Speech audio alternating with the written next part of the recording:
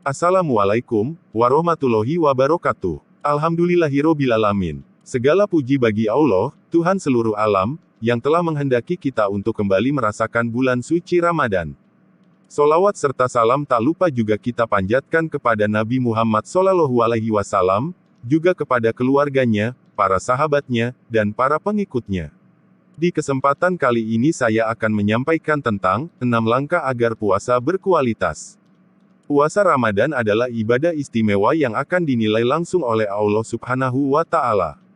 Puasa tidak dibatasi oleh pelipat gandaan pahala 10-700 kali. Pahala puasa bisa tak terbatas sebagaimana sabda Rasulullah Shallallahu Alaihi Wasallam. Setiap amal anak Adam dilipat gandakan. Satu kebaikan dibalas dengan 10 kebaikan yang serupa sampai 700 kali. Allah Azza wa Jalla berfirman, kecuali puasa, sesungguhnya puasa itu untukku dan aku sendiri yang membalasnya. Hadis riwayat Muslim, An-Nasai, Ad-Darimi, dan Al-Baihaqi. Dengan demikian, nilai puasa di sisi Allah akan sangat bergantung pada kualitasnya. Semakin puasa berkualitas, semakin tinggi nilainya di sisi Allah. Sebaliknya, puasa yang kualitasnya sekedar menahan lapar dan haus, ia tidak bernilai apa-apa di sisinya. Persis seperti sabda Nabi, yang artinya, betapa banyak orang yang berpuasa tapi tidak mendapatkan apa-apa baginya kecuali rasa lapar. Hadis riwayat An-Nasai dan Ibnu Majah. Mengerjakan amal dengan optimal dan berusaha mendapatkan kualitas tertinggi adalah sebuah keharusan. Sesungguhnya Allah mewajibkan berlaku ihsan dalam segala hal. Hadis riwayat Muslim. Hadits ini merupakan nas dalil yang menunjukkan keharusan berlaku ihsan, yaitu dengan melakukan suatu perbuatan dengan baik dan maksimal. Demikian pula dengan puasa. Marilah kita tunaikan puasa kita dengan sebaik-baiknya sehingga ia benar-benar menjadi puasa berkualitas. Bagaimana caranya agar puasa kita berkualitas? Yang pertama, agar berkualitas, puasa kita harus ikhlas. Tak hanya puasa, bahkan seluruh amal akan ditentukan niat yang menjadi syarat diterimanya amal ini. Sesungguhnya seluruh amal tergantung pada niatnya dan sesungguhnya setiap orang akan mendapat apa yang ia niatkan. Hadis riwayat Bukhari dan Muslim. Keutamaan puasa Ramadan berupa ampunan atas dosa-dosa yang telah lalu juga hanya berikan kepada orang yang puasanya dilandasi keikhlasan. Barang siapa yang berpuasa Ramadan karena iman dan mengharap perhitungan pahala akan diampuni dosa-dosanya yang telah lalu. Muttafaq alaih. Yang kedua yaitu meninggalkan hal-hal yang membatalkan puasa. Agar puasa berkualitas, puasa itu harus sah. Artinya, kita harus meninggalkan hal-hal yang membatalkan puasa. Berikut adalah hal-hal yang membatalkan puasa. 1. Makan atau minum dengan sengaja. Jika seseorang makan dan minum dalam keadaan lupa, itu tidak membatalkan puasanya. Barang siapa yang lupa, padahal ia berpuasa, lalu ia makan atau minum, hendaknya ia meneruskan puasanya. Karena ia diberi makan dan minum oleh Allah. Hadis riwayat Jamaah. 2. Muntah dengan disengaja. Barang siapa didesak muntah, ia tidak wajib mengkodo, tetapi siapa yang menyengaja muntah hendaklah ia mengkodo. Hadis riwayat Ahmad, Abu Dawud, Tirmidzi, Ibnu Majah, Ibnu Hibban, Daruqutni, dan Hakim. 3. Mengeluarkan sperma, baik karena mencium istrinya atau hal lain di luar bersetubuh dan mimpi. Jika bersetubuh ia terkena kafarat, jika karena mimpi maka tidak mempengaruhi puasanya. 4. Meniatkan berbuka, karena niat merupakan rukun puasa, maka niat berbuka berarti membatalkan puasanya. Adapun suntik, infus maupun operasi lasik tidak membatalkan puasa. Mengapa? Syekh Dr. Yusuf Kordawi berpendapat bahwa suntik dan infus tidak membatalkan puasa. Namun seseorang yang disuntik atau diinfus karena sakit, ia tidak wajib berpuasa.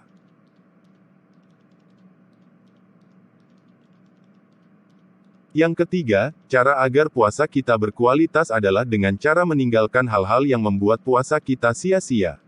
Ikhlas serta meninggalkan hal-hal yang membatalkan puasa saja tidak cukup untuk membuat puasa kita berkualitas. Hal lain yang perlu kita lakukan adalah meninggalkan hal-hal yang membuat puasa sia-sia. Betapa banyak orang yang berpuasa tapi tidak mendapatkan apa-apa baginya kecuali rasa lapar. Hadis riwayat An-Nasai dan Ibnu Majah. yaitu dengan menjauhi hal-hal yang diharamkan oleh Allah Subhanahu wa Ta'ala. Di antaranya adalah menjaga emosi kita agar tidak marah dan tidak berdusta seperti sabda Rasulullah Shallallahu Alaihi Wasallam. Puasa adalah perisai, maka barang siapa sedang berpuasa janganlah berkata keji dan mengumpat. Jika seseorang mencela atau mengajaknya bertengkar hendaklah dia mengatakan, aku sedang berpuasa. Muttafaq alaih. Barang siapa tidak meninggalkan perkataan palsu dan pengamalannya, maka Allah tidak mempunyai keperluan untuk meninggalkan makanan dan minumannya puasanya. Hadis riwayat Bukhari. Selanjutnya, yang keempat, supaya puasa kita berkualitas adalah dengan cara meninggalkan hal-hal yang tidak bermanfaat. Sering kita jumpai, ada orang yang berpuasa lalu mengisi siang harinya dengan hal-hal yang tidak bermanfaat. Dengan alasan agar lupa rasa lapar dan haus selama puasa mereka seharian di depan televisi, memperbanyak main game, dan sebagainya. Hal-hal seperti ini hendaknya ditinggalkan agar puasa kita benar-benar berkualitas. Di antara tanda sempurnanya Islam seseorang adalah meninggalkan hal-hal yang tidak bermanfaat. Hadis riwayat Tirmidzi dan Ibnu Majah.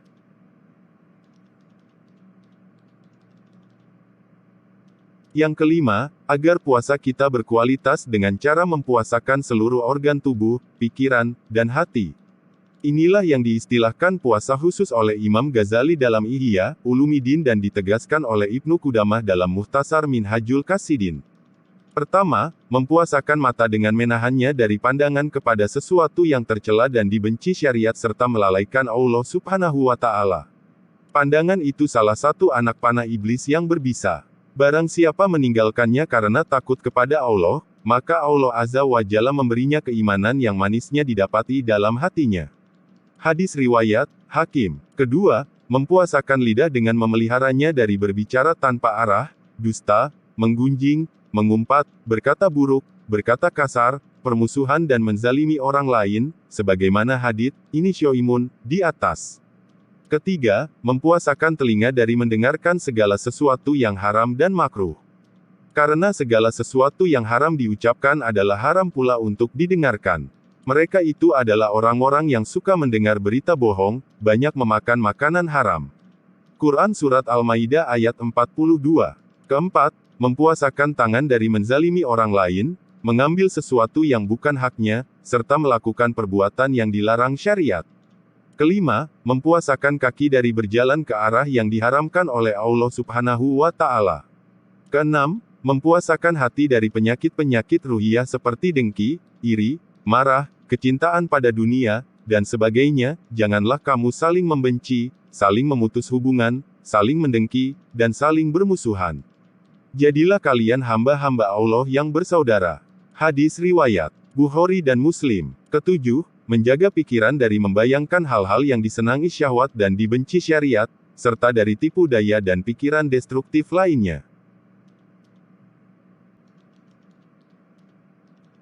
Teman-teman yang saya cintai, dari hal-hal atau langkah agar puasa kita berkualitas tersebut, ada yang tidak kalah penting lagi, yaitu langkah ketujuh, yakni memperbanyak amal soleh selama Ramadan.